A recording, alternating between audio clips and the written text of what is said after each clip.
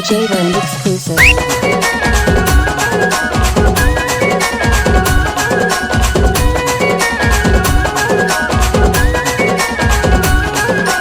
पक्की सड़क मारी गए झमक दीदी के पलट के जाने वाले टोरी बोले ना वास्ते जाने वाले